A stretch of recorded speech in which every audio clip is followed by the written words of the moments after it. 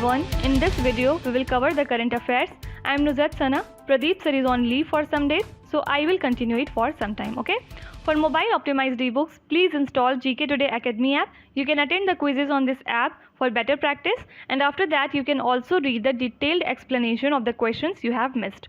For regular updates, please check our Telegram channel. The link is given in the description box. You can subscribe to it if you find it relevant. For hard copy books, you can visit our website gktbooks.com, okay?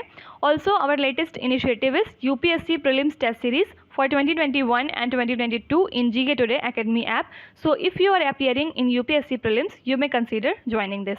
So now, without wasting any further time, let's get started.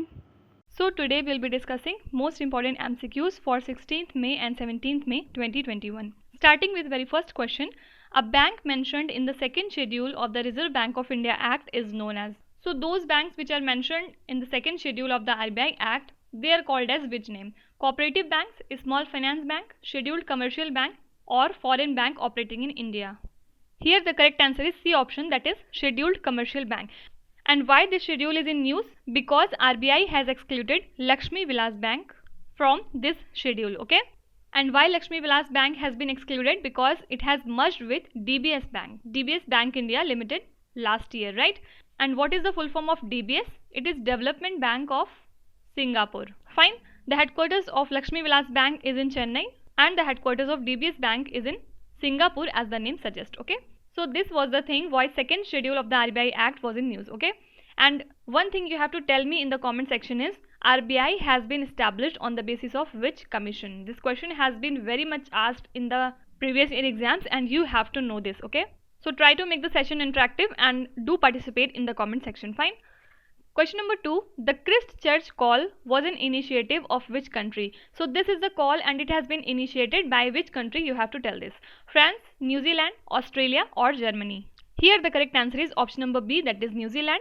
So the Christ Church call is a political summit which has been inaugurated by New Zealand Prime Minister Jacinda Ardern, okay? Actually it has been started 2 years back in 2019 in France. And why there was the need to initiate this summit? So there was the reason, actually it was conducted after the Christ Church mosque shootings, okay?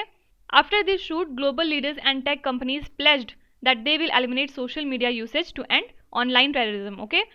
Because online terrorism was something which was very much gaining confidence those days.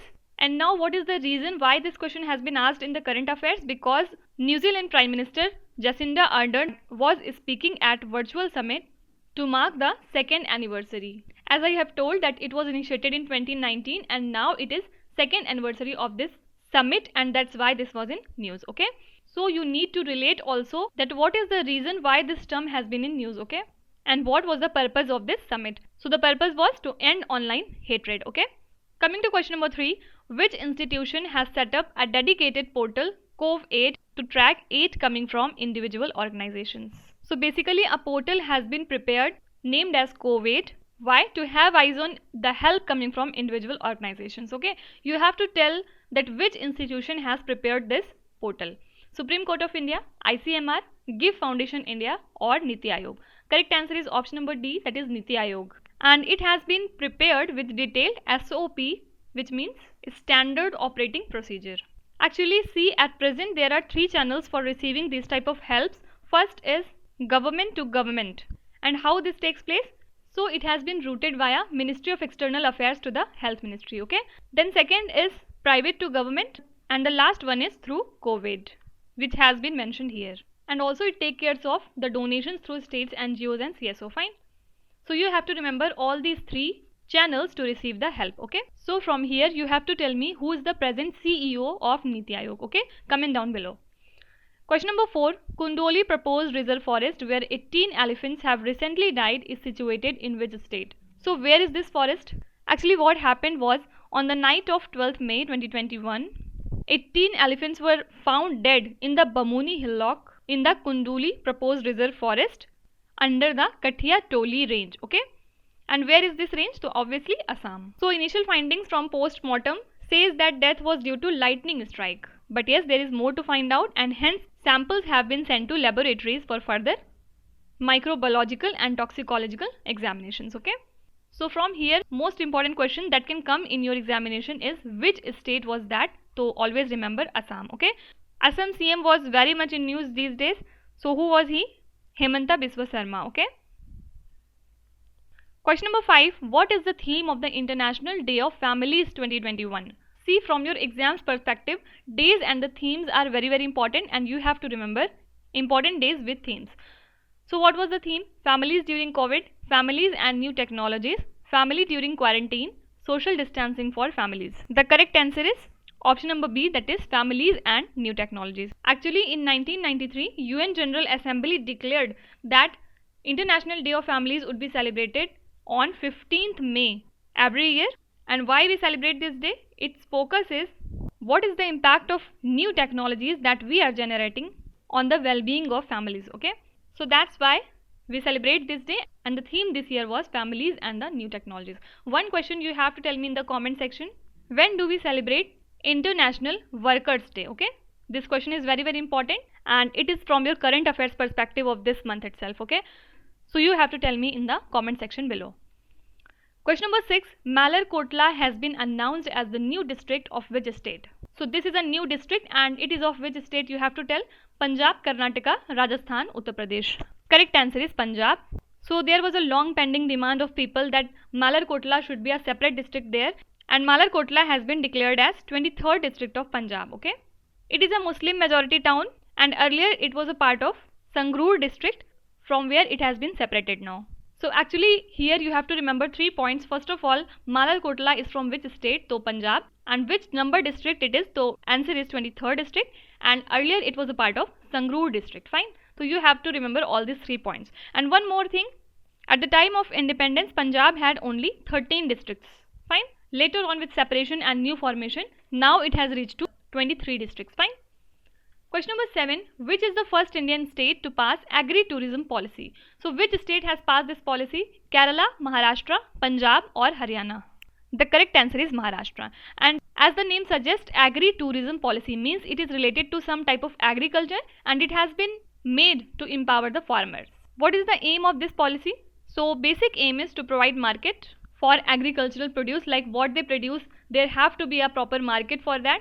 Then second, to encourage agriculture allied business, and third is to provide employment opportunities to women and youth in rural areas. So these are the 3 main focus of agri-tourism policy. Okay, see, every year World Agri-Tourism is celebrated on 16th of May, and this year Government of Maharashtra and Agri-Tourism Development Corporation, they are going to organize international conference on agri-tourism. Okay, so this thing you have to remember, that World Agri-Tourism is celebrated on 16th May every year. Fine. Question number 8. Woman sitting near a window is a famous painting of which artist? So this is a work of which artist? Pablo Picasso, Leonardo da Vinci, Vincent van Gogh या फिर Salvador Dali? Correct answer is option number A, that is Pablo Picasso. See, you might be thinking that this is a factual question and static based question, but no, there is a reason why this question has been asked here. Actually, this painting has been sold for USD $103.4 million. And where? At Christie's in New York. So this is a record itself. Actually, it is the first time in 2 years that a work has broken the $100 million record. Okay, this painting was completed in 1932, and at that time it was expected that maybe this painting would be sold for USD 55 million, but now it has been sold for 103.4 million. Okay, so that's why this question has been asked. And also 5 works by Picasso has now crossed the threshold of USD $100 million. Fine. So there are 5 works which have been done by Pablo Picasso that were sold for more than $100 million. Fine. So this name you have to remember, woman sitting near a window, and who has made it? Pablo Picasso. Question number 9. KP Sharma Oli has been reappointed as the Prime Minister of which country? KP Sharma Oli, everyone knows him. This is not the first time when he has been made the Prime Minister for that country. This is his 3rd time. Okay. So Bangladesh, Myanmar, Nepal, Bhutan. The correct answer is obviously option number C, that is Nepal. He has formed a minority government after opposition parties failed to form a coalition, and became Prime Minister for the very 3rd time. Okay, the 43rd Prime Minister had earlier lost a vote of confidence in Parliament, and finally President Bidya Devi Bhandari appointed KP Sharma Oli as Prime Minister of the Nepal again. Okay, and why only KP Sharma? Because he is the leader of the largest party in Parliament. Also, he is the parliamentary leader of Communist Party. of Nepal Unified Marxist-Leninist CPN-UML. Fine. So KP Sharma Oli is the Prime Minister of Nepal. Question number 10. Which is the first country to ban all synthetic cannabinoids? So which country has recently banned all the cannabinoids which are synthetic? India, China, Germany, Bangladesh. Correct answer is option number B, that is China. It will now be in the list of banned drugs. Actually, synthetic cannabinoids, they come under the category of manufactured chemicals which target the same receptors in the brain as natural cannabinoid, that is marijuana, hit the receptors of the brain. Okay, so that's why this drug has now been banned in China, and authorities put a ban on 18 other psychoactive substances. Okay, so this question is itself very important, that which is the first ever country which has decided to ban the synthetic cannabinoids. So always remember China. Question number 11. Tianwen first, which has successfully landed on Mars, was launched by which country? So this is the rover of which country? USA, UAE, North Korea, China. Correct answer is again option number D, that is China. And with this, China has become second country ever to land its rover on the Mars. Okay, Mars is also called as red planet. And if China is second, then which one is first country to successfully land on Mars? So always remember it's USA. This landing has been confirmed by the CNSA, which means China National Space Administration, and has stated that spacecraft has landed on a place on Mars called as Utopia Planitia. Actually, this is the largest plane in the northern hemisphere of Mars. So three things are here to remember. First of all, what is the name of this Tianwen first? Who has landed as second country? It is China. And third is at which place? So Utopia Planitia. Fine. Question number 12. Which government scheme aims to improve the income of farming households by providing them with 6,000 rupees per year directly to their bank accounts? So under which government scheme it has been decided that the farmer incomes has to be improved by providing them with 6,000 rupees per year? Pradhan Mantri Fasal Bima Yojana, Pradhan Mantri Kisan Samman Nidhi, Pradhan Mantri Jeevan Jyoti Bima Yojana, or Pradhan Mantri Jan Dhan Yojana? Here the correct answer is option number B, that is Pradhan Mantri Kisan Samman Nidhi Yojana. So this scheme was launched to augment income of farming households in India by providing them with an amount of 6,000 rupees per year, and it would not be given in one go, it would be given in 3 installments with 2,000 rupees each. Okay, why this is in news? Recently Government of India has released 8th installment of 2,000 rupees to each farmer since launch of this scheme, which were directed to the farmers of West Bengal. Fine. Question number 13. Who is the fund manager for Swami Fund? First of all, you have to remember the full form of Swami. Special Window for Affordable and Mid-Income Housing Fund. Okay, sometimes they ask what is the full form of A, what is the full form of M. So you have to remember complete full form of it. Okay, and who is the fund manager? Aditya Birla Sun Life AMC, SBI Cap Ventures, Canara Robeco AMC, Edelweiss AMC. Correct answer is option number B, that is SBI Cap Ventures. Actually, this is an alternative investment fund formed by Government of India to provide debt financing to complete the stalled housing projects in India. Okay, recently Finance Minister Nirmala Sitharaman handed over the possession to 640 home buyers of the first stalled project completed with funding by Swami Fund, and this project is located where? At Mumbai. Okay, so you have to remember who is the fund manager, SBI Cap Ventures. Question number 14. Which of the following cyclones have formed in the Arabian Sea in the past? So 4 names are given. You have to tell which cyclone is there which has been formed in the Arabian Sea in the past days. Varda, Fani, Gaja, Nilofer. Correct answer is Nilofer, and it was one of the intensified cyclones ever. Okay, it was formed in 2014 in Arabian Sea. In this storm, winds reached maximum to about 250 kilometers per hour. This was the speed, and you can imagine how intense and severe it was. Why this has been asked? Because recently Cyclone Taukte has formed in Arabian Sea, and it has been expected to become a severe storm, and maybe it will cross the Gujarat coast as well. Fine. So in your examinations, question may be asked that Taukte cyclone has been formed at which place. So you have to remember it, Arabian Sea. Fine, and not Bay of Bengal.